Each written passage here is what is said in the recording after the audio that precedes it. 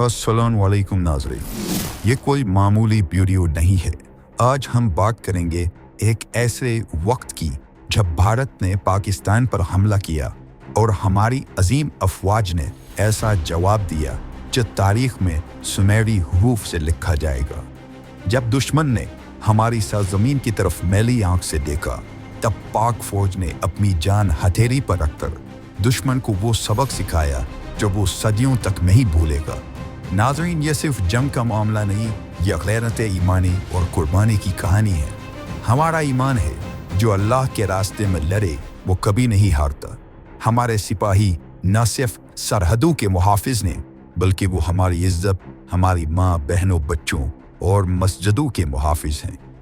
आज हमें एक पैगाम देना है, हमारी अफवाज अकेली नहीं, पूरा पाकिस्तान उनके साथ है।